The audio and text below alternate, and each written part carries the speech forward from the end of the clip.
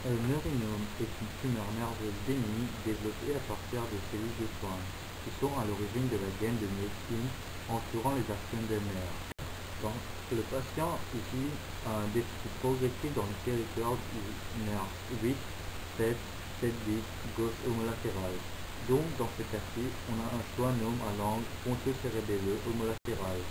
Le schwannome se développe dans le canal osseux qui relie l'oreille au cerveau, qui comprime ce nerf. On en reparlera par la suite. Cette tumeur peut aussi toucher le nerf facial. Parlons un peu de l'histologie du neurinome, avant d'aborder l'anatomie et la physiologie. Le neurinome va donner une hyperplasie ou une hypertrophie à partir des cellules de Schwann. La boîte crânienne étant inextensible, on aura un écrasement des axones engendrant des problèmes de transmission de signaux. L'ensemble des tissus nerveux peut être touché.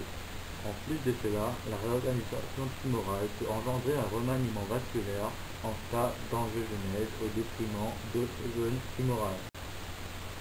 Le nerf 8 émerge entre le pont et le bulbe du tronc cérébral. Il pénètre dans le nerf acoustique interne avec le nerf facial, où il se divise en nerf cochléaire et nerf vestibulaire. Les fils du nerf vestibulaire sont issus du neurone bipolaire des ganglions vestibulaires dans le conduit auditif interne. Les prolongements de ces neurones vont se terminer sur l'effet de cilieux des trois canaux semi-circulaires du sacule de l'utricule, organe de l'équilibration. La compression de ces nerfs par le schwannome entraîne l'apparition de vertiges ou des troubles de l'équilibre.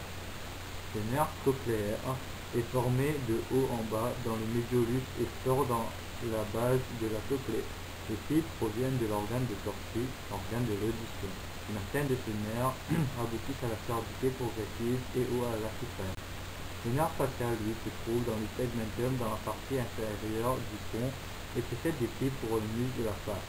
Il se dirige vers l'arrière et la ligne médiane pour ensuite émerger du sillon du lobe protubérantiel. Il passe dans l'angle ponto-cérébelleux et pénètre avec le nerf 8 dans le canal auditif interne. Une atteinte du nerf facial va provoquer une paralysie faciale unilatérale. Ici, c'est une atteinte périphérique du nerf, donc on aura une paralysie complète des muscles ipsilatéraux. Il sera plus plisser le front, la paupière sera plus se fermer et on aura un cri de baisse auditive. Le nerf 7-8 a un trajet émergence commun avec le nerf facial.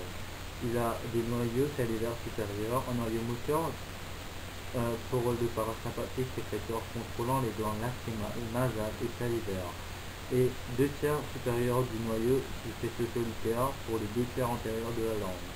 Le nerf 7-8 permet le réflexe nasolacrimal. La compression peut donc toucher ce réflexe et la dilatation.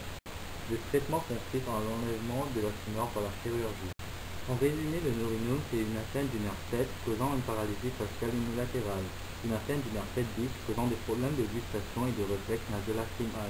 Il donne aussi une atteinte du nerf 8, l'atteinte vestibulaire donnant des vertiges, des troubles de l'équilibre, tandis que la cochléaire donne une surdité progressive et l'acouphène.